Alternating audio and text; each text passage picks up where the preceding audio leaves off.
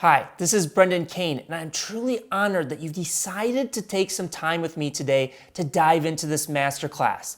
I know that you're going to learn a tremendous amount.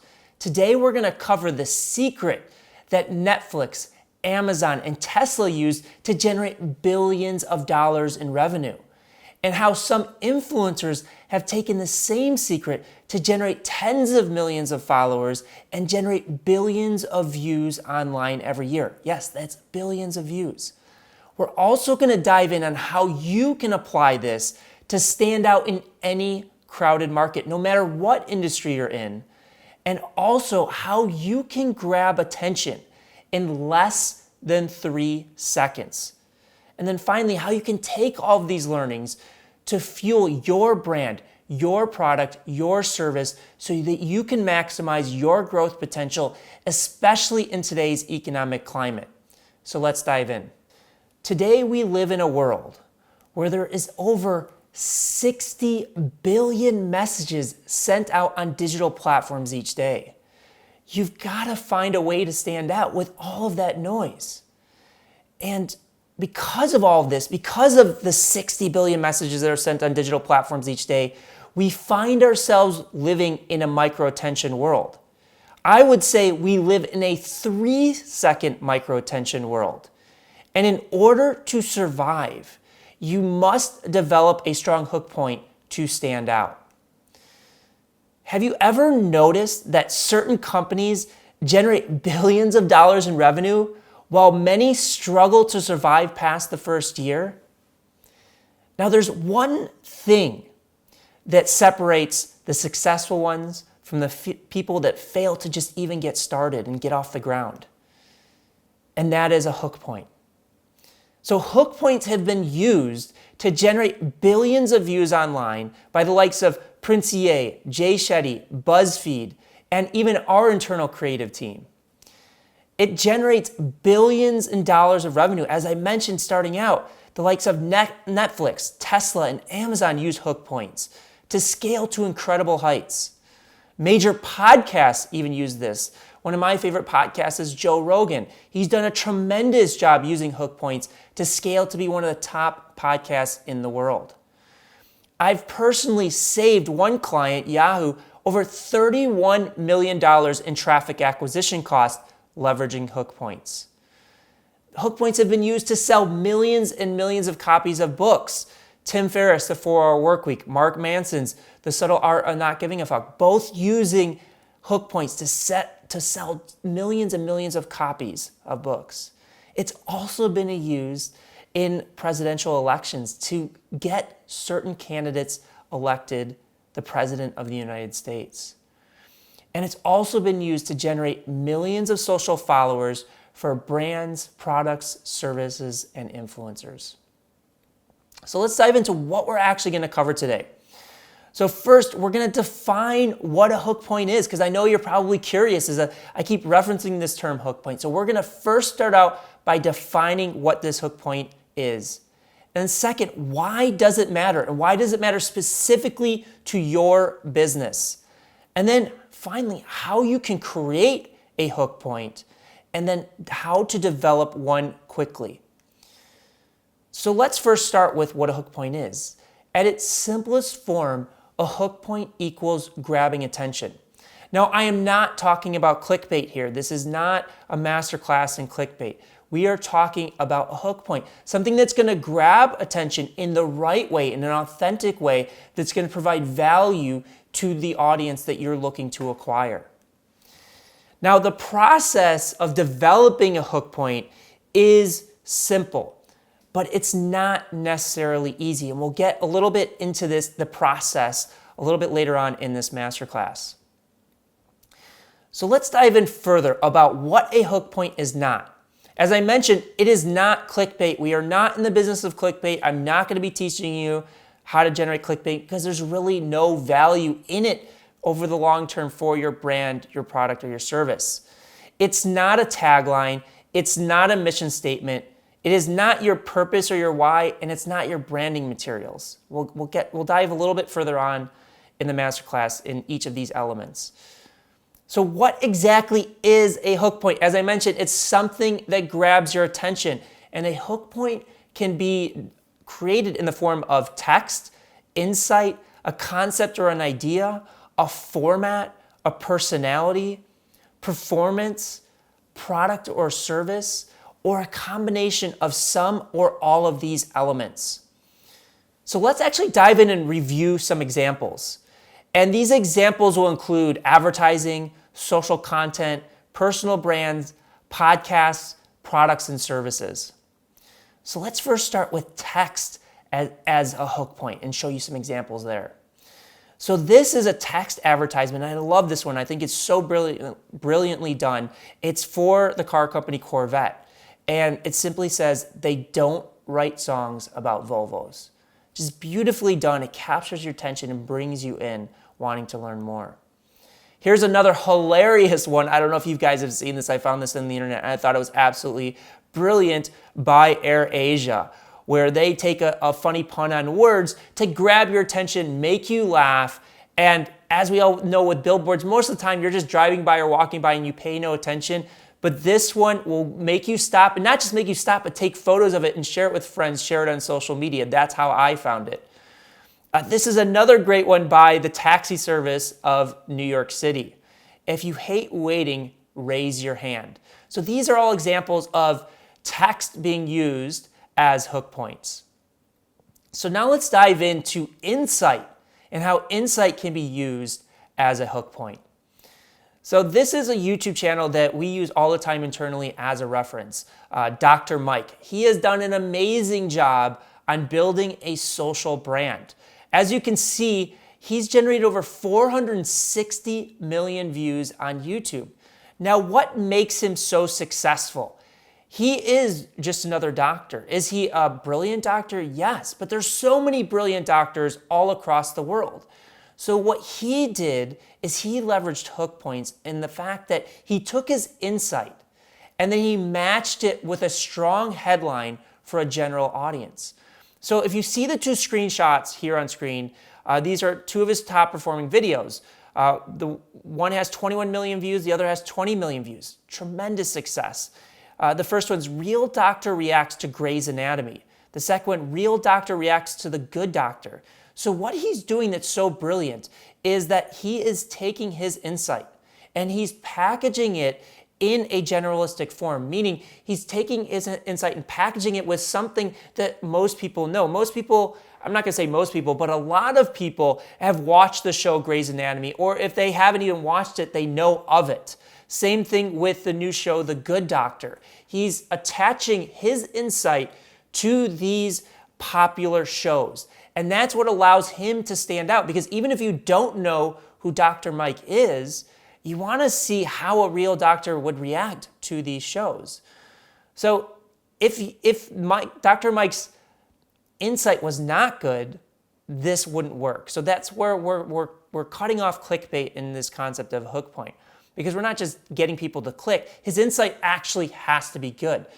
So because his insight is good and he's packaging it in this way, he drives performance.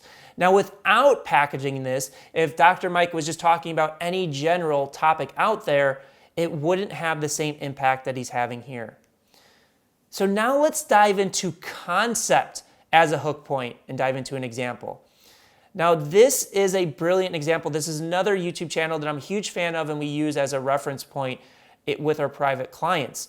And this channel is called 10-second songs. So right off the bat, 10-second songs, that intrigues you, that brings you in. And as we all know, there's tens of millions of musicians around the world, and this guy has generated over 220 million views on YouTube. And I'm gonna dive in and show you an actual example of what one of his clips looks like, but it plays into the concept of 10-second songs. So I'm not gonna say any more until after the clip. So let's watch this clip quickly, and then we'll talk about it a little bit further. Y'all know what it is. Katy Perry, Dark Horse, and 20 different styles. 10-second song. Let's rage. Knew you were gonna come to me. And here you are, but you better choose carefully. 'Cause I'm capable of anything.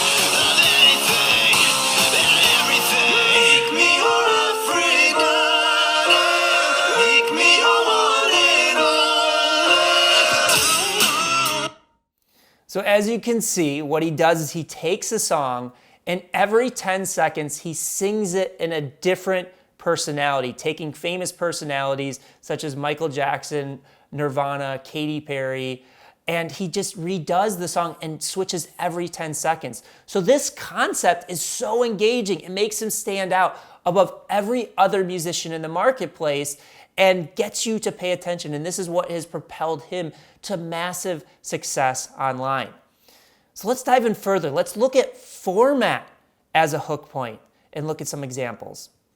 So Tasty is a food channel. If you haven't heard of Tasty, I'm absolutely sure you've seen some of their videos because it's one of the most successful Facebook channels of all time. And they've also cross-pollinated to other social platforms with tremendous success, generating billions and billions of views. Now, Tasty was created by the company BuzzFeed. And what they did so well is they developed a format of a top-down format. And you can see this on the screen here, and I'm sure you've seen these videos and people have copied this format as well. But what it does is it shows you a recipe actually being created in real time by shooting top down so you can see the hands. And why this format is so brilliant is because A, it makes you actually feel like you're cooking. It brings you in and engages you. And the other reason it's so brilliant is that it gets you it hooks people in that are not even interested in cooking. Like personally, I don't cook. I'm not a great cook. I'm not interested in cooking. But this is such a pleasure to watch because you get to see how these unique recipes are created and it makes you actually feel on a subconscious level as you are creating. So this one specific one, and again, they make such creative concepts, creative hooks around their formats. Like this is cheeseburger onion rings, something that I have never heard about. And this video alone generated over 172 million views.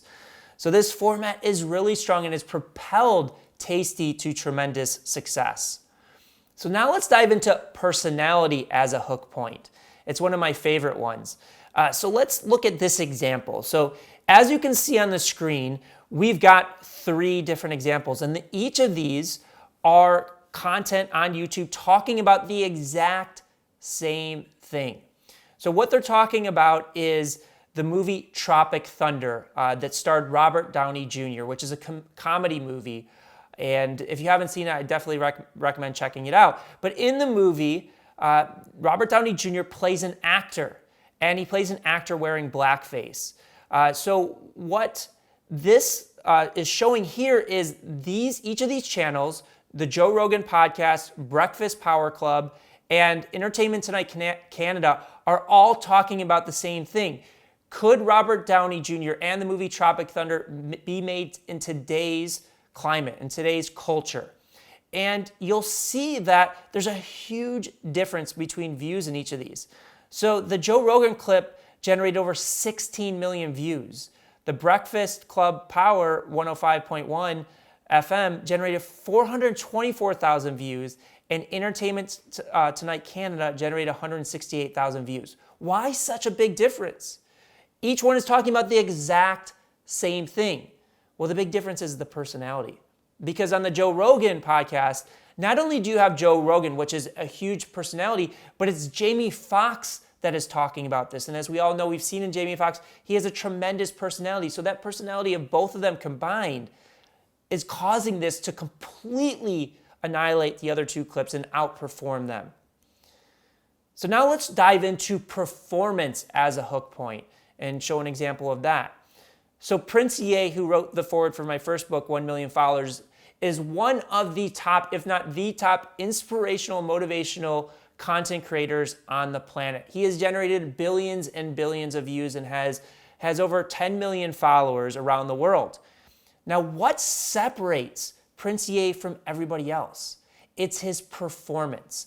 And to show this, to demonstrate this, I'm going to show you a clip of Prince Ye, and this is one of his most successful videos. It generated over 121 million views, of him talking about the environment. It's not just talking, you'll see it's an actual performance about the environment.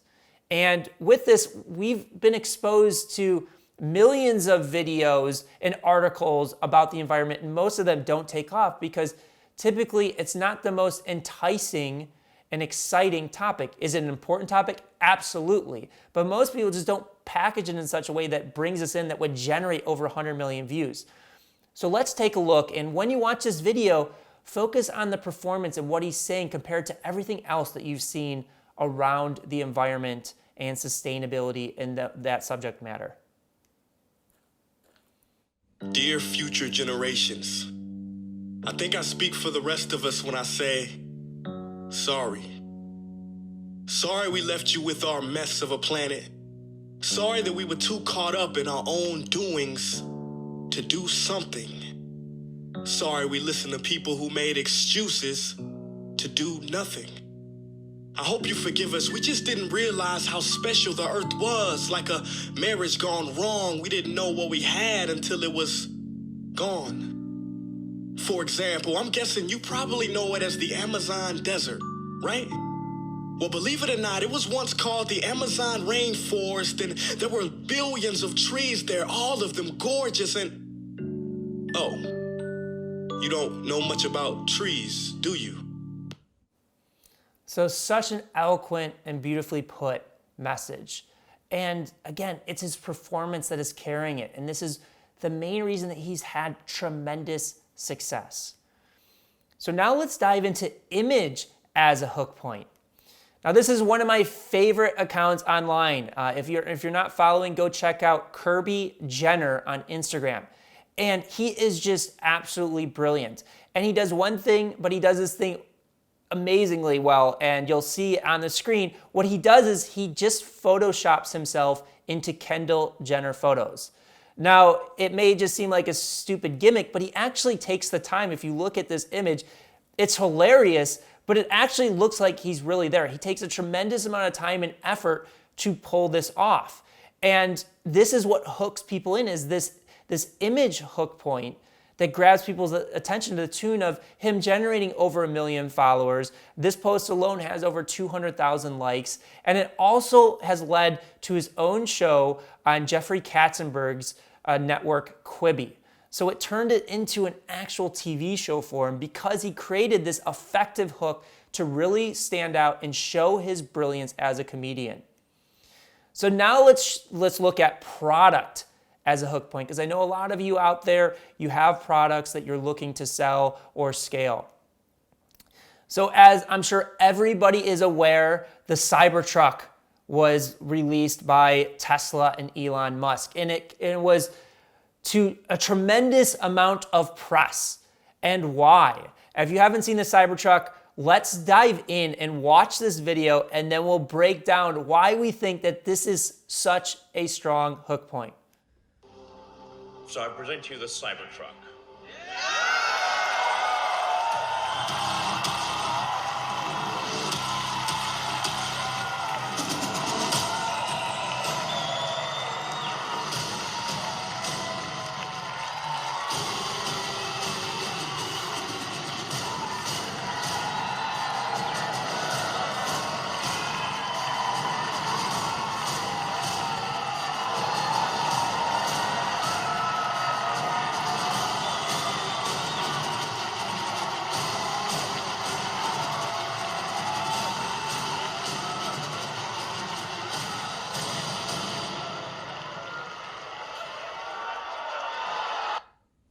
So my question to you is that the coolest thing you've ever seen or the ugliest thing you've ever seen? Because this sparked worldwide debate. There were people that was saying, this is the most amazing, innovative truck. I've got to get one, to the tune of generating hundreds of thousands of pre-orders before the truck is even manufactured, never been seen before. While other people say it is the ugliest thing I have ever seen. No matter what boat you fall in, this worked to grab people's attention. It allowed Elon Musk to again sell hundreds of thousands of pre-orders and also spike his stock price and increase interest in investors into his company. Now, if Elon Musk were just to design this product in the same way that trucks have been, like if you think about Ford truck, we see those commercials all the time. If he designed it similar to that, it wouldn't stand out. What he did is he completely flipped it on its head, took a completely new innovative approach to make the Tesla Cybertruck a huge hook point. There are some articles out there that break down Elon Musk's strategy and think that he actually designed it to be ugly on purpose, just so it could stand out. Regardless of what boat you fall in, you can't deny the success of the Cybertruck to drive interest. So now let's talk about service as a hook point, because I know there's a lot of you out there that have a service that you're looking to sell or looking to scale. Now, one service that I think does a brilliant job and actually caught my attention, and I use it every week, is Instacart. Groceries delivered in as little as an hour. Super simple, makes you stand out. Their whole value proposition is making you save time by not having to go to the grocery store, having somebody do the shopping for you and deliver it. So the service itself stands out, hooks you in, grabs your attention to tremendous success, especially with everything that has recently happened in the world. They're just exploding in their ability to acquire new customers. So let's just recap here. A hook point grabs your attention, and it can take shape in the form of text, insight, concept idea, a format, personality, performance, a product or a service, or a combination of some or all of these above. And we just went through some examples that broke down each one of these. So let's go back to what a hook point is not. So it's not clickbait. It's not a tagline, it's not a mission statement, it's not your purpose or why, and it's not your branding.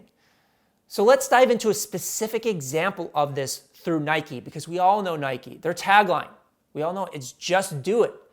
Now it's an amazing tagline, and it's an iconic tagline, but it's not their hook point. Then we have their mission statement.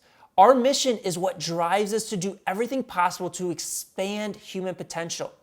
We do that by creating groundbreaking sport innovations, by making our products more sustainably, by building a creative and diverse global team, and by making a positive impact in communities where we live and work. Extremely powerful mission statement, well put together, but again, it's not their hook point. Their purpose, Nike's purpose, is to unite the world through sport to create a healthy planet, active communities, and an equal playing field for all. These are more than aspirations. They are foundational priorities that shape decisions across every aspect of our business. Again, extremely eloquent, well put together, and each of these are extremely valuable, but they are not their hook points. And then their branding, I just pulled some examples of fonts and logos and color schemes. Again, it's valuable to the brand, but it doesn't serve as their hook point. So what are their hook points? Well, as we all know, Nike spends a tremendous amount to the tune of $6 billion a year in endorsements, aligning themselves with the top athletes, celebrities, and also cultural icons in the world. So we all know Michael Jordan, they created the Jordan brand around him through Nike. That is one of the most successful shoe brands of all time. You've got Tiger Woods, Serena Williams, LeBron James, and then Colin Kaepernick, who went from a professional athlete to a cultural icon representing something. In addition, they don't just do athletes, they also do celebrities, like we have a screenshot of Kevin Hart here on the screen. So each one of these are hooks that grab people's attention and get them to pay attention to Nike, their product, their services, and their brand. So now let's talk about the difference between a USP and a hook point, because I get this question all the time. First off, what is a USP? It stands for unique selling proposition. And a USP is a feature or characteristic of a product service that distinguishes it from others of a similar nature and makes it more appealing. So it seems very similar to what we're talking about with a hook point. And it can be used as a hook point. And on the flip side, there are certain circumstances that a USP is not a hook point. So let's dive into examples of both. And one of my favorite examples of a company that uses their USP, their unique selling proposition, as their hook point is Warby Parker. Warby Parker has had tremendous success in the glasses and now sunglass industry. And what they did is, and this got me as a client, is when they first launched, they had, and they still have this today, they have their home try-on program where you can go onto their website and you can select up to 5 of their glasses or sunglasses, and they will send it to you to try it on without having to purchase them. So they send it to you, you can try them on, see what works, because as we all know with glasses and sunglasses, you want to see how it looks on you. You don't want to just purchase it blind online. And then you can then send them back and keep the one that works for you. Their second unique selling proposition is their price, where they realize that designer glasses and sunglasses are extremely expensive, but they don't really cost that much to produce.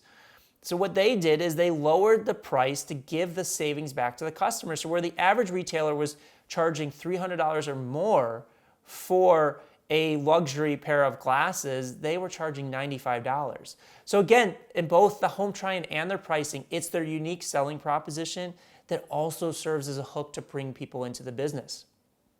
So let's go do an example of a USP that is not a hook point. So Disney's USP and unique selling proposition is bringing families together through experiences and content. And they're amazing at this. Don't get me wrong. It's extremely valuable USP. But this is not their hook point. This is not what brings people in, because this same USP can be attributed to 10 other companies. I can think of Universal as one of them. There's so many companies out there that are working to bring families together through experiences and content. But we all know that Disney does this amazing. It's one of the biggest corporations in the world. And that's because Disney actually gets hook points. They invest a tremendous amount in hook points every single year. So what are their hook points? Well, when they first started out, it was their original characters. It was Mickey Mouse, Donald Duck, Goofy, Minnie Mouse. I grew up on that. And that drove people into the Disney brand. But they didn't stop there. As they evolved over the years, they saw that the IP around these characters was so valuable that they wanted to see how could they diversify.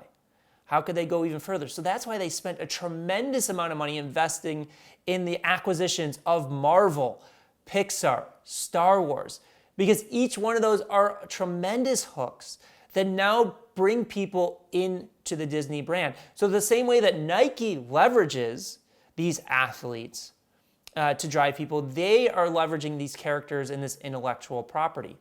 And also with their theme parks. Their theme parks are another hook. But the other fascinating thing, if you actually look at their revenue, their biggest revenue source is actually coming from the theme parks. So a lot of these acquisitions and these hooks developed around the characters that they developed themselves and also through acquisitions play into the theme parks. It's like, why did Disneyland and Disney World just launch Star Wars Land?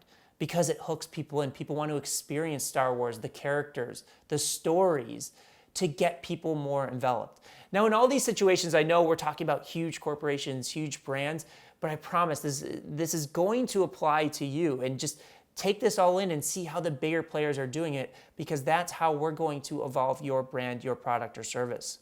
So now let's dive into a case study of how I leverage hook points to build my own personal brand from scratch. Because as I mentioned, we've been going through some really successful examples, which from my perspective is always having a reference point of how people have been successful. You can learn a tremendous amount to apply to your own personal brand, your startup. And that's where I want to now dive into this case study of myself, my brand, and how I was able to leverage hook points starting from scratch, starting from zero. So as many of you watching this, you're either entering in, you're already in a very crowded market. I don't care what industry you're in, you have competition and probably a tremendous amount of competition. In my instance, I am a business strategist and I was in social media marketing. Both of these very saturated, as I'm sure you know. Just to illustrate the point, I went into Google, I typed in business strategy and I typed in social media marketing.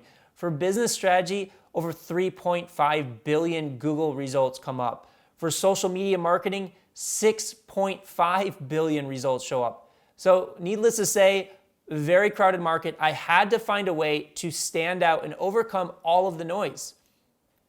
So how was I going to do this? And I really thought about this for some time. And I had spent the past few years working with some professional athletes and celebrity clients on rapid social audience growth. So I thought, okay, well, it's great that I've worked with like the Taylor Swifts and the Katie Courics and the Paramounts of the world, but what about people starting from scratch? Is like, if I could demonstrate that somebody starting from zero could achieve massive success. That is an interesting story. Is it interesting that I worked with Taylor Swift or a Katie Couric or Paramount? Sure, it's kind of interesting, but it's not really applicable to somebody that is just a startup or somebody that is starting from ground zero. So I set out to run this experiment on yourself, and a lot of you have checked out my book, so you know a lot about this. But the hook that I developed around this is 0 to 1 million followers in 30 days. Here's how. So I actually went off, as you guys know, to develop 1 million followers in 30 days, for those of you that have checked out my first book. And this simple hook generated over 16,000 applications in as little as a few months. So 16,000 people applied to work with me directly just because of this simple hook. Now, for those of you out there, how amazing would it be to get 16,000 people to apply for you, to work with you, or 16,000 people to buy your product tomorrow, or 16,000 people to sign up for a waiting list for a new product or service that you're about to sell?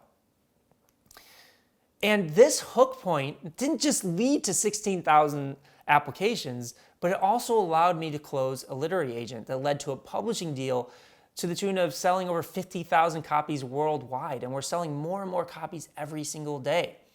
And this book is not just a self-published book, but it's featured in major stores. It's on Amazon and Barnes & Noble and all these major retailers. On top of that, this hook point also led to tremendous opportunities of being on television, print in the form of Entrepreneur Magazine, Inc. Magazine, Forbes, appearing on radio shows, major podcasts, and even speaking around the world in front of thousands of people. All because I had a simple hook that allowed me to stand out. So at this point, I want to let you know that we've opened up the opportunity for us to create done-for-you hook points to elevate your brand, your reach, your traffic, and your revenue.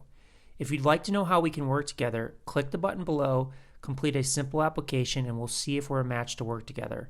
Now I'll continue on with the content. So let's dive in even deeper. Why do hook points matter to businesses? Like, why does it matter to your business? Why does it matter to my business? Well, the reality of the situation is I was recently reading a Forbes article, and this is truly fascinating. And they broke down that the average person, including your consumers, is exposed to between 4,000 and 10,000 ads every single day. Yes, between 4,000 and 10,000 ads a day. So in order to survive, you have to be at least in the top 10 to be even remembered, to have a chance to survive and get them to perform the action that you want them to perform. Now, when we talk about 4,000 to 10,000 ads, that's not obviously 4,000 to 10,000 of direct competition, but you're still competing against those ads from Paramount, from CNN, from the latest rock movie, the latest Kim Kardashian show. You're competing for that attention. So you have to be in the top 10 in order for a chance to stand out and survive. And most businesses don't know this. Most businesses don't know how to properly design an effective hook point until it is too late. So let's actually show an example of this, of a big corporation figuring out too late. And again, this analogy applies to any business at any stage. And this case study I'm going to dive into, I call it a lesson in survival. It's hook, point, or die, because I really believe that that's the case in the current environment that we're currently living in. So with Netflix, they were taking on the juggernaut Blockbuster. If you don't know Blockbuster, it was a video chain where you would go in and you would rent videos from them directly, where you'd have to go into a physical store, rent it, and then return it when you were done. So at the time, Netflix was just coming on the screen. It was definitely not the juggernaut it is today. It was just another startup. And they were going up against a huge behemoth that had tremendous market share. They were valued about $8.4 billion at the time. So just think about your startup and going up against a corporation that had a valuation of $8 billion. It is feasible, and it's feasible through hook points, and Netflix did it. So let's dive into this. So with Netflix, they are a master at hook points. So they had amazing hook point progression. So they first started off with no late fees. And for those of you that never used Blockbuster, I can definitively tell you it was one of the biggest pains in the asses to deal with of all time. I would get charged late fees all the time. So Netflix said, we are done with late fees. Come to us, you will never pay a late fee ever again. Also, unlimited streaming. You could stream the same movie as many times as you want. You could go through any movie that you want versus a Blockbuster. I can't remember the time, but I think it was like 2 movies at a time that you could pull out of the store. And then they invented binge watching, which I'm sure we all take for granted today, where we can binge watch an entire show over a weekend if we wanted to. Now, over time, when Netflix first started, they were just licensing content from other movie studios and television production companies. But then they caught on and they said, you know what we're going to do is we're going to invest in original content. We're going to create our own shows. And the first show that they created was House of Cards. And House of Cards at the time was a huge success. And everybody thought that Netflix was crazy because they invested over $100 million to produce House of Cards and get the rights to it. But it paid off. They saw the success of using House of Cards as a hook to bring people into their service. And then they kept going. They kept producing more and more original content to the tune of now investing over $17 billion a year in original content in the form of Orange is the New Black, Stranger Things, producing the Breaking Bad movie, or producing the latest Chris Hemsworth or Mark Wahlberg movie, producing movies with Will Smith. You name it. I'm sure most of you are on Netflix and you have your favorite show. They're investing $17 billion a year because each one of those original shows is a hook into their product, into their service, and gets you signed up. Now, this is a funny little comparison that I found online between Blockbuster and Netflix back in the day, where what annoys customers about Blockbuster versus what delight customers. And this is where Netflix did such a brilliant job to develop their hooks, as they found out what was annoying their biggest competitor, and then they turned those into powerful hooks. So with Blockbuster, you had time-consuming store visits versus Netflix, you had instant access at home. With Blockbuster, there was really no catalogs or recommendations, while Netflix had a smart content recommendation system. As we mentioned, Blockbuster, late fees, versus Netflix, only subscription fees and unlimited rentals. So that just gives you some juxtaposition between the two and how Netflix approached marketing against Blockbuster. So what was Blockbuster's response to this? Because they were still an $8 billion company, what they decided to do was just basically try and copy Netflix and do the same thing as them. And honestly, that is the worst thing you can do. That's not really substantiating a unique hook. When you're coming up with a hook point, it has to be completely different. That's what Netflix did. Blockbuster did the opposite. They just tried to copy what Netflix was doing, and it really fell flat. Because if you look at the results, in this scenario, David truly beat Goliath. Again, this is the rise of Netflix screenshot that I took from a graph online.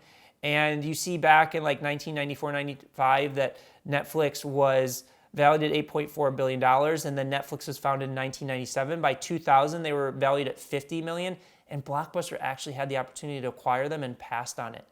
Now today, Blockbuster is bankrupt. Netflix, their market cap is over $100 billion. So again, this just demonstrates the power of hooks and how Netflix was able to use this to beat out the competition. Again, I want this to really resonate, because if you're a startup, you're just somebody that's either starting from zero or you're just on your way up, you can beat the competition, even if they are major competition, by leveraging this concept of hook points. So what could have Blockbuster done differently to have a chance to succeed?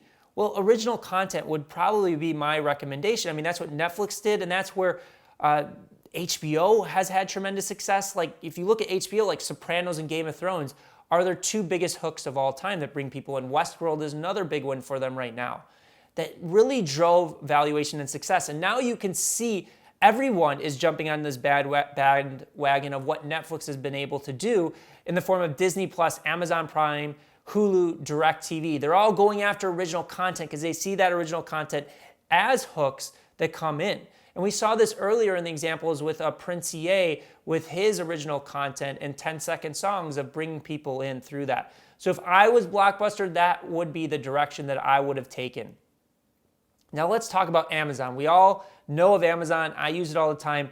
They have built a huge graveyard of companies that they have killed with their product and their hooks. So for the examples of Borders, Payless Shoes, Radio Shack, Toys R Us, Macy's, Sports Authority, Circuit City, Sears, JCPenney, just to name a few, they have just absolutely killed those competitors. Why? Because Amazon is another company that is tremendous at developing innovative hooks to bring you in and use their service over the competition. So where did they start? They started with the world's largest bookstore. That was their first ever hook. Now it seems ages ago because Amazon's far beyond that. So they went from the world's largest bookstore to the one-click checkout. Then from the one-click checkout, they went to Amazon Prime. And with Amazon Prime, as we know, you got free 2-day shipping. Then they launched the Kindle. And one of their smart moves is they're really doing well in terms of their acquisition. They're acquiring very interesting companies to bolster their brand and hook people in. And one of their brilliant acquisitions is the game streaming platform Twitch. If you're not familiar with Twitch, there's over 1 billion people on the platform playing live streaming of video games and consuming it. It was a really brilliant acquisition because it brings that gaming culture and the younger demo into the Amazon brand and ecosystem. Then they developed the Echo. They started producing original content. One-day shipping was a recent one that was tremendous. And then they keep talking about the future of drone delivery. Who knows if that's going to happen, but it's also, even if it doesn't happen, the hook of those press stories are bringing people in every day. And if it does happen, it's going to set them light years ahead of everybody else. So let's dive into a case study around Taylor Swift. Most of you guys know Taylor Swift, and some of you, if you've read my book, I spent about 2.5 years developing technology for her and her team through a joint venture partnership that I had with MTV. Now, what few people realize about Taylor Swift is that she built her brand from scratch from day one herself. In the beginning, she didn't have a big record label behind her. She didn't have millions of dollars of marketing budget. It was from her own fruition, her own efforts, that she was able to scale to global superstardom. And what was one of the main reasons, and she still does this today, is she understood the value of fostering one-to-one communication with her fans, responding to comments online, taking photographs, taking autographs, even going to the extent of showing up at baby showers, showing up at birthday parties, weddings, and things of that nature. Not because she was manipulating, because she really cares about fans. And that's what hooks people in. Her fans know, or people know about her, that she truly cares. So when her and her team came to me, they had a big problem that we needed to solve through a hook point. And the problem is that their current website at the time had a 98% bounce rate, and the time spent on site was less than 30 seconds. So they were asking, well, how can we solve that problem? How can we get them to stand out and engage with fans and not lose them at this rate? Because she was really on the inflection point of stardom, of reaching this global stage. So what we decided is, and what we talked about with their team, was really revisiting the Taylor Nation program, which is her fan club. And we saw a huge opportunity. So when we were doing our due diligence and market research around the Taylor Nation program, we saw that at the time there was a group of core fans, about 30 at the time, that actually took the time to learn how to read and write code so that they could build their own Taylor Swift official fan site. And we thought, that's amazing that these 30 fans that took this time and initiative to do this, what if we could give that same capability to all of Taylor Swift fans that wanted one, but just didn't have the time or desire to learn and read and write code? So we did just that. So part of the Taylor Nation relaunch, the fan club that we helped build for her, we built a platform that literally, with a click of a button, we could turn your Facebook profile automatically into an official Taylor Swift fan site in less than 60 seconds. And the way that we did that was, when you click that button, you would grant us permission to access your photos and your name and your profile from Facebook, and then we would extract that data through the API and insert it into one of 15 custom designs that you could choose from for the Taylor Swift fan site. And then the secret that made fans so excited is, Once that site was built automatically for you, again in less than 60 seconds by simply clicking a button, you could dynamically change any element of it without having to write any code or understand how to read code. You could literally delete the whole site and start from scratch and design something brand new if you wanted to. The other thing that really excited them is it was the exact same platform that we had built Taylor Swift's fan site on. Again, remember when she had that huge bounce rate problem? We had built an entirely new website on this technology that me and my team built in less than 6 hours that could let Taylor dynamically change every element of it. But going back to the fans, this simple program, this simple concept, this simple hook of clicking a button, less than 60 seconds, you had an official Taylor Swift fan site at your fingertips. We went from 30 Taylor Swift fan sites to over 35,000. Yes, 35,000. Now, I don't know the exact numbers here, but I'm sure that is probably some type of record of the number of fan sites built in such a short period of time.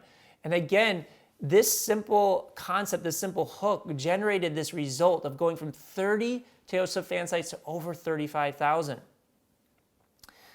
So in summary, we've just reviewed how major brands have leveraged hook points or lack thereof and the correlating results of using them. And here are some key takeaways that I want you to apply to your brand. Is if you find yourself in a crowded market, you still can win. Even though we're talking about these huge brands, when we look at Netflix did not start out at the $100 billion market cap. They started out like you and me, with a startup, with a concept, with an idea, going into a very competitive marketplace. So even if you're just starting out, a strong hook can really propel you to success. If you're the Goliath in this situation, you must innovate or die. You must leverage hooks on a consistent basis to make sure that the young startups and the young people are not going to overtake you with their ability to develop strong hooks. And then if you're the David in this David versus Goliath fight, you must learn from and differentiate from your competition. Do not duplicate what they're doing because they will just outspend you. If like Netflix said, hey, we're going to enter this space and just create physical stores and compete against Blockbuster, there's no way they would win that. They had to separate themselves. They had to differentiate themselves, and that's what they did. So that's what I want you to take away and understand for your business, your brand, your product or service. So, okay, we've talked about hook points and we've defined what they are. Now, you're probably asking, well, how do I create one? How do I create an effective hook point? That's why we've developed this 5-step process that I am about to walk you through. So I've been doing this for over 15 years. And doing this for 15 years, I cracked the code on how to create effective hook points for both online and offline businesses. And I'm going to share that with you right now. And I've got a book coming out soon called Hook Point, How to Stand Out in a 3-Second World that's all based on this as well. So as I've mentioned in the beginning, the process I'm about to break down, it is simple, but it's not necessarily easy. We've got 15 years of experience of doing this, both me and my team, and that's why we've built an agency around this to help people do it. So I'm going to break down this process so that you can go through it, but just know that it's going to take practice. It's going to take time to get good at it. So let's talk about step 1 of this process. And step 1 is study what works. Find hook points that are great examples, whether they are in your industry or in your niche, or maybe even go outside of them. We do that all the time as we look at hook points from other industries as well. And these hooks can be pulled from book titles, social content, launch campaigns, article headlines, TV commercials, social ads, which I'll get a little bit deeper in a minute, and even print ads, billboards, magazine ads. So what I want you to do in step 1 is study what works. And sometimes you've got to read between the lines because how do you know if it works? Well, we know, for example, the book 4-Hour Work Week with Tim Ferriss was successful. We know it's a New York Times bestseller list. We have an idea with social content because we can see metrics of views and shares and engagement of what's working, or even social profiles and channels as we walked through a few earlier. And then with TV commercials, you can look at the most successful brands. You can look at what Apple did early on, or even some of the stuff that we're doing today. So you've got to read between the lines. But the idea is find examples that are effective and work. And then once you have those examples, I want you to put them in some form of a document. We typically use Google Docs. And then what you can do is you can take those effective hooks and start putting in your products or services into that. So you can swap out words to match your product or service. And it's a great exercise that a friend of mine, Craig Clemens, developed. And he's one of the most successful copywriters of all time. He sold over $1 billion worth of product. And he did this when he first started out developing hooks because he was no good at it. And this is the way that he found that was really helping him amplify his efforts when he was first getting started. So as I mentioned, here's some examples of what worked that I pulled. The 4-hour work week, the subtle art of not giving a fuck are perfect examples. Sold millions and millions of copies, put their brands on the map. And now I'm gonna dive in and play a short clip from a video, a brilliant social ad for a product called Poo-Pourri. Now, if you haven't seen it, this video generated over 10 million views, and I don't have the exact numbers from a revenue, but it probably sold millions of dollars worth of product. So let's dive in and look at this because Poo-Pourri is an air freshener. And as we know, air fresheners are a very saturated and crowded market, but they were able to stand out and become extremely effective by using social content as their hook. So let's dive in and watch this real quick. You would not believe the motherload I just dropped. And that's how I like to keep it, leaving not a trace that I was ever here, let alone that I just birthed a creamy behemoth from my cavernous bowels. Nothing is worse than stinking up the shared toilet at work, or the toilet at a party, or your lover's apartment. Of course, flushing removes the graphic evidence. Maybe 2 or 3 flushes if your skid marks are as tenacious as mine. But what can be done of that subtle scent of a 300-cow dairy farm? Aerosol air fresheners aren't the most effective option, or the healthiest. Trying to mask the stench, giving you a nice blend of ChemLab carnations with just a touch of feces. So, how do you make the world believe your poop doesn't stink? Or in fact that you never poop at all? Poo-Pourri.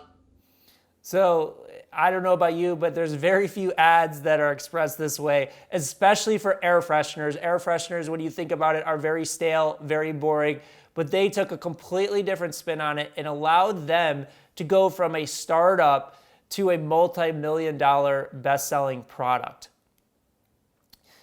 Another place that we use all the time, and it's a free tool, is the Facebook ad library. If you just go into Google and you type in Facebook ad library, it'll come up, free access, and then you can type in any brand or product, and if they're currently running Facebook or Instagram ads, it will actually show you the ads that they're currently running. This is another place that you can do a tremendous amount of homework and learn from other hook points and study what works. Again, you got to read between the lines of the companies like I know Allbirds and FabFitFun. I know both of those companies are very smart, very successful when it comes to online advertising. Now, it's not going to tell you how much product it's sold between these ads, so that's where the reading between the lines comes through, and just use this as a learning process. You've got to become a student of the game. So let's go to step 2. Now, this is just as important. A lot of people want to skip over this, but you've got to learn from what doesn't work as well. And hooks are generally ineffective because of these things. They are too wordy, they're confusing, vague, they're overused or too common, meaning you've seen it thousands of times being used by other individuals, brands, or companies. It's not relevant to a specific audience. It's outdated or tone deaf to today's culture and society. Assuming that people already are interested in the topic, it's inauthentic or it's not catchy and it doesn't stand out enough. So again, we've covered so many examples today of what works. Now we're going to dive into some examples to show you what doesn't work, because I firmly believe this is a critical component to you being successful. So too wordy. These are 2 examples. The first one, I can't even barely read what's going on here. I don't know what is happening. There's text overlapped on top of text. There's so much text, the text gets smaller and smaller and smaller, and it's impossible to understand what's going on here. You've got to understand that in the new world that we live in, this 3-second micro-attention world, you cannot make people think too hard. They've got so much going on. Again, we said 4,000 to 10,000 ads a day, 60 billion messages sent on digital platforms each day. Do you think somebody's going to actually spend the time to try and read this and understand what it is? No, they're just going to move on. The one below this is a social video, only has 989 views. Why? Because this title is so long, hard to read. It doesn't really give me what I'm getting in a very succinct way. So in developing hooks, you do not want me to make people think too hard or read too much. Here's a confusing one. A Droid ad, I still don't understand what this means, and I've done this presentation multiple times. A bare-knuckled bucket of does for this billboard. What does that mean? I have no idea, but I'm moving on because it's too confusing for me, and I don't really care. Here's one confusing and vague. On the right, it's a one from Volvo, a straight-in-the-face offer. I don't really know what this means. Now, if I sit here and I read all the text for 10 or 15 seconds, then I'll probably understand what it is. But again, I live in a 3-second world. If you're not going to capture me in 3 seconds, I'm moving on. Compared to what we covered earlier in the Cybertruck is I just look at this thing and I'm like, what is this? I want to know more, because it's so different and unique than anything I've ever seen before. Overused. This is one of the biggest mistakes that people make in developing hooks, and I really want you to pay attention to this, is you cannot say the same thing that has been said 10 million times because nobody cares and they're just going to keep moving on. So on the left-hand side, you have these different videos. You have inspirational advice, never give up, inspirational advice, inspirational advice. Those are 3 videos that I found in literally 2 minutes. I can't tell you how many times I see a video that says inspirational advice or motivation or whatever that is. And this goes for any industry. It's not just this industry that makes this mistake.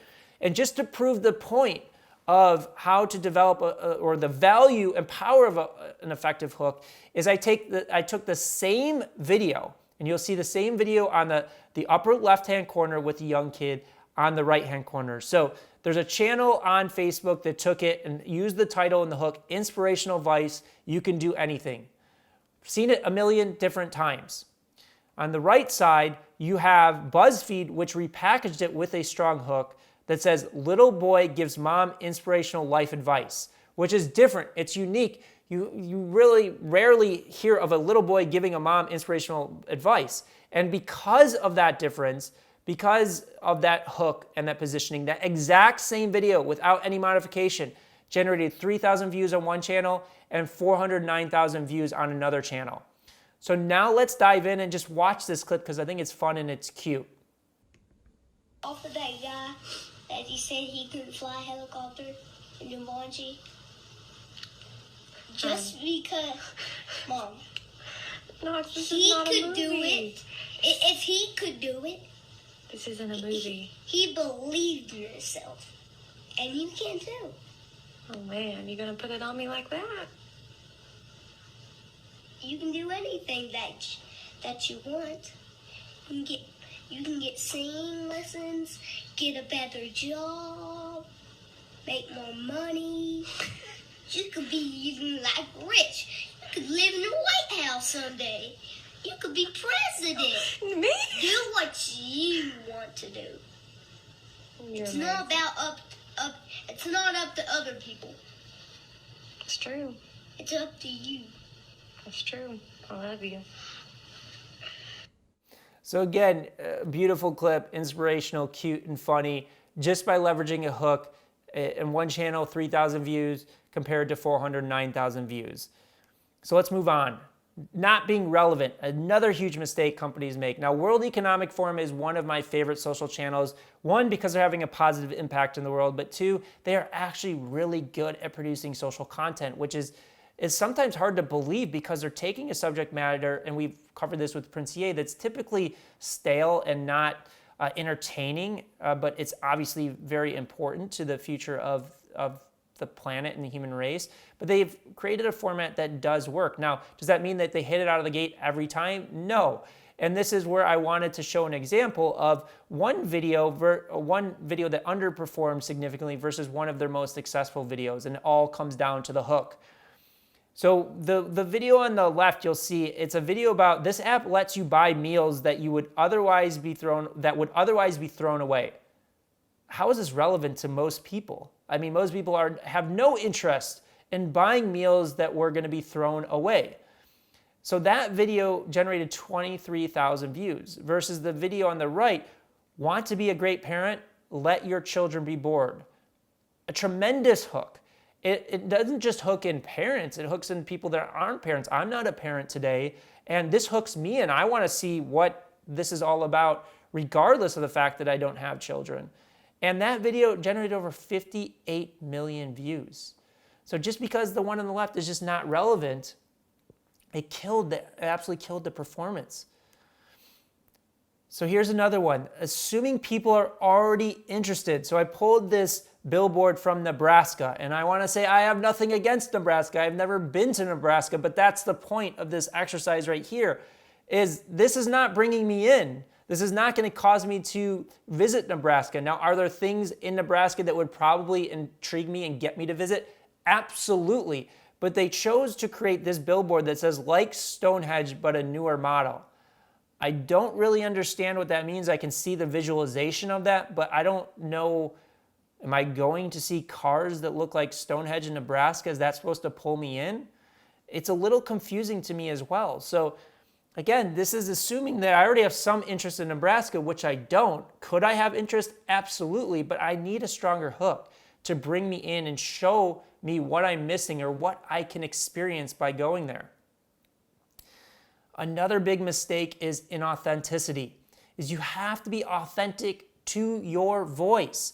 So Gillette faced backlash by inserting themselves into the Me Too movement and the Me Too conversation with a video and ad around masculinity.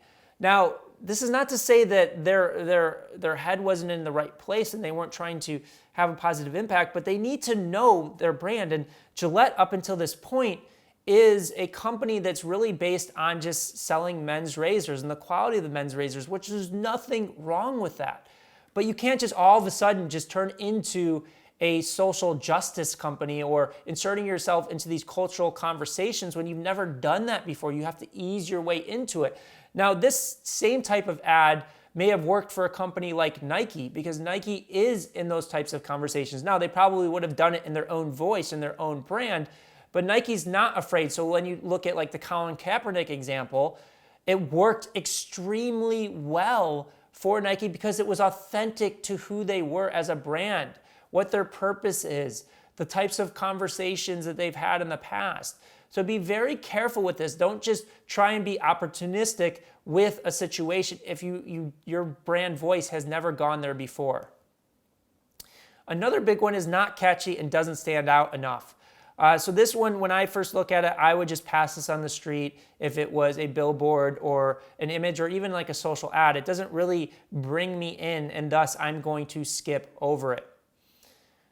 So now let's dive into step 3, where we actually want you to create your own from scratch, from your original ideation process. And one of the exercises that I find is very helpful and that I take our private clients through is imagine that the editor of a magazine that you've always dreamed about being on the cover on, whether it's for you personally or your business or your brand. And just imagine that the editor of that magazine calls you up and they say, you're being given the cover of this magazine. You're going to be the only person on it. What is the headline that you want to put on that cover of that magazine? Now, when doing this exercise, what I want you to do is to visualize your core audience or customer walking down a busy street with all of the noise, all of the distraction, and now they pass a magazine stand and they stop. And there's 30 other magazines on that stand. And what is that headline that is going to make them stop, pick up your magazine, buy it, and then read it against all the other competition? Because it's literally that difficult. That is the world that we live in today. And when doing this exercise, I don't want you to just come up with one. I want you to come up with as many as you can think of, 10, 15, 20. Go until you can't think of any more, and then push yourself even further. Because that pushing yourself even further, we find that oftentimes the creative ideas will flow even from there. And I put this visual on there to just show the crowded nature. And if you want some inspiration, go to a magazine stand and see all of the headlines out there to kind of see and spark some ideas of what could work. Now, we move on to step 4. So this is where we're going to start comparing your hook points. So in the document that I asked you to create in step 1, you're going to look at all of the top performing hooks in step 1. And then on top of that, you're going to put the hook points that you just developed in step 3, those original ones that we created in the magazine exercise. Now what I want you to do is to combine these two lists and then rank them. What are the best hook points? Is it the ones that you modified in step 1, or is it the original ones in step 3? And what I want you to do is be very honest with yourself about what are the best ones. And the goal is that you get to a point where your original hook points outrank even the ones that you took from step one of taking the most effective and compelling ones and inserting your words into their hooks. Now, if you're having trouble, sometimes it's hard to see the forest between the trees with this. If you're having trouble understanding, are my hook points good enough? Give the doc to a friend, to family, to coworkers, to business partners, and have them rank it for you and get feedback. And if the most successful ones are not coming from step 3, then you start that process over again. Because remember, this is an evolution. You've got to do this over and over again, and you're fighting against 60 billion other messages sent on each day. Your hook point must get past that noise and stand out for you to have any chance of success. So step 5 is to test and innovate. This is not something that you're going to do once. And even if you hit it on the head once and you're successful, it's likely that it will fatigue and it'll die out and you'll have to come up with another hook point. So this 5-step process is not something that I want you to do once. It's something like our internal team does every day. We've been doing it every day for 15 years to get really good at it. You must create effective hooks all the time, or you risk that fatigue, you risk that ability to overcome your competition or starve off up and coming competition. It truly is an innovate or die world that we live in today. And as I mentioned, practice makes perfect, is going through this process over and over again. So I want to dive into a case study around testing that can give you some context to it. And this case study is around the journalist Katie Couric. Now, if you're not familiar with Katie Couric, she is one of the top journalists of all time in the United States. She was on television for over 25 plus years on a show called The Today Show. She also appeared on 60 Minutes, CBS Evening News, and CNN. And she came to me with a very specific problem, is that she went from a television first strategy of being on television for 25 plus years to signing a deal with Yahoo for a digital first strategy. So she was completely severing ties on the television side and just going all in with a digital first strategy. And what you have to understand is the consumption behavior between the two is completely different. So in a television first strategy, there's a habitual nature built up with the audience. So her audience watching the Today Show would appear in the morning. So every morning when they would wake up, when they're making breakfast for their family or they're preparing for their day, they would turn on and there would be Katie delivering the news, and they would watch whatever she was covering because that was a part of their habitual nature. Now, going to a digital first strategy, which most of you know, it's completely different. That habitual nature is not built up. Is you're fighting for all of this attention against all this other competition. So she was thrust from a strategy or a distribution strategy of where she had this habitual nature built up of her audience tuning in the same time, same day, every day, to now digital first, where content is being thrown all over the place all the time, and it's fighting against these 60 other billion messages sent out on digital platforms each day. So when she moved to Yahoo, she had fans coming up to her and saying, Katie, we love you, but we miss you. We can't find you anywhere. They didn't even know that she was on Yahoo. And she asked, well, how can I fix this problem? And I asked her in our first meeting, I said, okay, well, when is your next interview? And she said, it's 2 hours from now. And I was like, perfect. I have to come up with a completely new strategy and reinvent this art of the interview in less than 30 minutes because that's the only time I had for her. So I started by saying, okay, I took a deep breath and I said, who is the person you're interviewing? And she said, I'm interviewing the actress Elizabeth Banks. And I said, okay, well, we need to rethink the entire way that you do interviews. We are going to focus on integrating hook points and innovating those hook points within interviews. We are not going to develop the questions that you're going to ask her. We're going to think about the output. What are the hooks around this interview that are going to attract people to want to consume it and want to share it? So with Elizabeth Banks, she was in the movie franchise Hunger Games, the movie franchise Pitch Perfect, and she's a strong feminist advocate.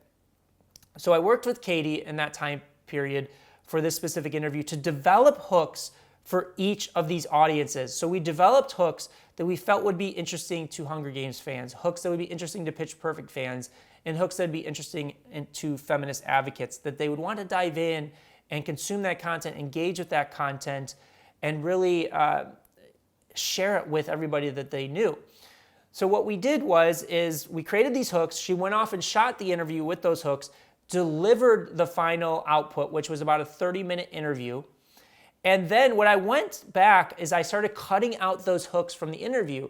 So they were ranging between like 60 seconds and 90-second clips that represented the hooks that we developed in the beginning process. And in doing that, not only did I cut out those hooks, and there was about 3 to 5 for each of these audiences. So we had 3 to 5 for Hunger Games fans, Pitch Perfect fans, and feminist advocates. Then I would take those, and if you've read the book, I would take each of those, or my first book, 1 Million Followers, I would take those and I would turn them into hundreds of variations. So what we would do is with this completed interview, we would take between 10 to 15 clips and turn it into hundreds of more variations. So we ended up actually A/B testing hundreds of hooks to find the ones that actually were resonating. We're bringing people in, getting them to watch and getting them to share. This process was wildly successful. We used this process of using hooks for over 220 interviews over the course of 18 months, with interviews ranging from a DJ Khaled to a Chance the Rapper to a Joe Biden to a Jessica Chastain to a Jay Leno. And we tested over 75,000 variations of hooks using this same process. So we essentially reverse engineered the art of the interview and reinvented it using hook points. And the result was wildly successful. We generated over 150 million views on Facebook alone. It generated over 1 billion global platform views, a 200% increase in social shares. And as I started off the presentation, we saved Yahoo over $31 million in traffic acquisition costs. So just to recap the 5-step process that we just went over, is the step 1 is study what works. Step 2, study what doesn't work. Step 3, create your own original through that magazine exercise that I gave you. Then step 4, compare. Compare the ones you create in step 3 compared to what you learned in step 1 by swapping out words with the effective hook points that you found. Ask people their opinion, learn, revise until you get good at this. And step 5, as I just walked through the Katie Couric, now you don't have to go to the extent that I went to, but test and innovate. I want you to do this process over and over and over again. This is not something you do once. So in summary of what we've covered thus far, we've covered what a hook point is, why it matters, and how you actually create one. And this is critically important because we're living in this 3-second micro-attention world. You must develop a hook point or die. You must develop strong hooks to stand out or risk becoming obsolete, ignored, or even launching. Some people just starting out, if they don't have a hook point, they won't even get off the ground. And the process is simple as we just walked through, but it's not necessarily easy. It takes time to get good at it. So some of you are asking, well, okay, if it takes time to get good at it, well, how can I get a hook point now? Because I need it for my business and it's critical. So that's what I want to focus the remaining of our time together on, how you can get a hook point in a fraction of the time as quick as possible. So let's just cover the biggest challenges that people run into in developing a hook point. The biggest one to start out is experience and perspective. Again, my team and I have 15 years of experience behind us doing this. We have the perspective of what works, what doesn't work. We know how to do the research and the analysis in a very short period of time. We know how to test. We know how to innovate quickly. Another aspect is outside the box thinking. Sometimes, again, you're so stuck in the weeds, it's hard to see how you differentiate and stand out against the competition. So some people need that outside the box perspective to help fuel their success in developing a successful hook. Time. It takes a considerable amount of time to do the research, the analysis, the development, the ideation, the iteration of these hook points. And a lot of businesses just don't have that time to allocate towards it. Money. I can't tell you enough, is investing in the wrong hook points can kill your business. It's not just the money that you invest in marketing that hook, but it's also the time. It's like if you get 6 months down the road and then find out a hook doesn't work, then what are you left? You got to start from scratch versus working with a hook that you know works, and having that experience, having that perspective will save you so much time and so much money over the course of your business and the course of the years you leverage hook points. Other businesses are lacking creative resources. They don't have the copywriters, producers, editors, or designers that can lead them on that path to develop effective hooks. So as I mentioned earlier, my team and I have been perfecting the art of hook point systems for over 15 years. We know from experience how much time it takes to develop the perfect hook point. And that's why for the first time ever, I'm going to give access directly to my team and myself of creatives, strategists, and analysts who will help create a hook point for you. This hook point will help you stand out no matter what industry or market that you're in. And it doesn't matter how much noise or competition, as I showed you from my example, I entered an extremely competitive market and was extremely successful leveraging hook points. Now the hook point, if we decide to work together and it's the right fit that we develop for you, can help you drive large-scale revenue growth, significant deals and partnerships, whether that be a publishing deal, a record deal, maybe a high-paying licensing deal for your technology, any type of strategic partnership that's really going to fuel success and take your business or brand to the next level. It can also help tremendously with developing and executing winning marketing campaigns. It's also very valuable in terms of successful rebranding around companies, products, brands, or services, or any other specific business goal that you have. We find that hook points will dramatically increase your chances of success. I've personally used hook points to generate over 1 million followers in 30 days, over 20 million in online and offline revenue, generating thousands of private clients hiring me for my expertise based on hook points, giving me direct access to celebrities, athletes, and influencers for partnerships. It has led me to 2 book publishing deals and also signing with a literary agent. I've also leveraged it for significant speaking opportunities at large events like Web Summit, a private event for IKEA, and Mind Valley. It's also led to press opportunities, being featured in Inc. magazine, Entrepreneur, Forbes, being featured on television and Fox Business, being on Yahoo Finance, Sirius XM. And all of this was done before my target audience even knew who I was. So if you're sitting there saying, okay, that's great for you, Brendan, but it can't work for me because I'm just starting from scratch. I started in the exact same place that you're in right now. And hook points allowed me to separate myself to achieve all of these results. Now, in addition, the team that I've built, my creative team, has used hook points to also generate billions of views online, execute successful campaigns for the world's biggest brands, and generate millions of dollars in online revenue. And we will be bringing all of this expertise, both my expertise and my team's expertise, to your specific brand, your specific business and goal.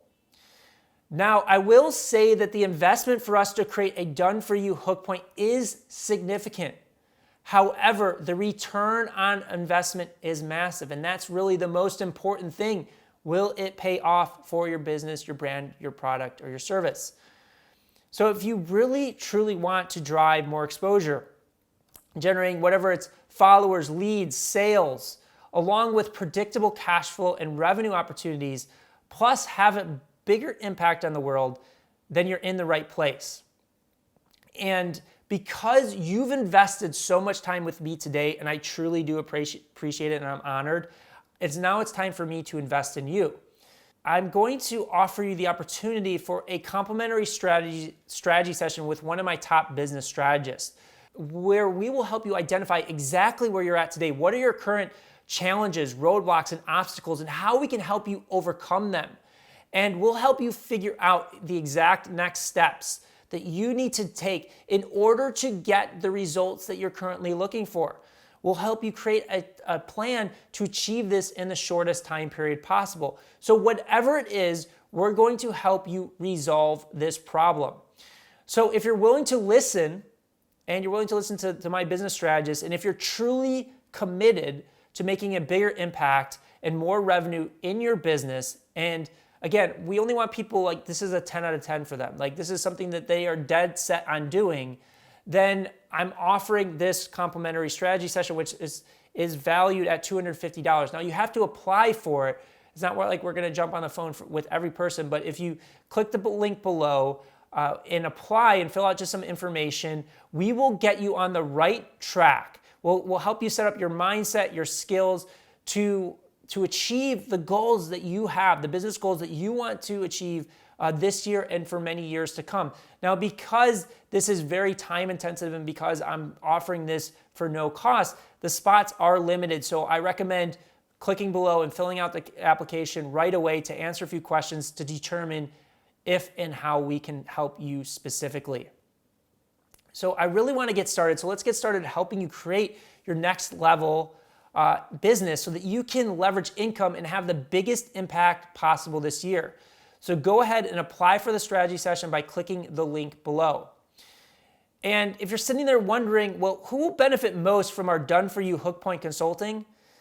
This is best served for brands with products and services that are already selling, who want to scale, innovate, and diversify their marketing. It also works extremely well for brands and companies who want stronger marketing campaigns to fuel even more success, to sell even more products. Also for established brands and corporations that need a refresh on their brand or a public image. Also entrepreneurs or creatives that are just starting out or entering a new niche or industry after having success in another. Or you may find yourself that you've been in business for some time, but you're plateauing or you're looking to beat out your competition or reach that next level. And there are so many ways that the unique hook point that we will develop for you can help in achieving your goals. So this can work for business development, advertising or direct response marketing campaigns, books and book launches, also raising capital, publicity and speaking opportunities, product launches and e-commerce sales, service providers or service-based sales, and social content strategy and creative, as well as rebranding, repositioning, or pivoting. So these are just some of the ways that having a unique hook point that we develop for you can help. Now, if you don't see something that you're looking for on the list, I guarantee a hook point will help you achieve it and help you achieve it faster. So go ahead, apply for the strategy session by clicking the link below and start massively leveraging your income and impact this year. Now, in summary, I want you to take action. So really think hard about all the information that we've gone over today and your product, your brand, or your service, and determine, do you feel like if we helped you develop a strong hook point, will it achieve your goals? Will it help you reach the next level for your business? And if it is, then reach out to us, fill out that application, and we would love to work with you on developing the hook point to set you apart from all of the competition and allow you to not just survive, but thrive in this new 3-second world that we find ourselves in. So again, thank you so much for taking the time. I am really honored to have this time with you. I appreciate it, and I look forward to working with you in the near future. So thank you.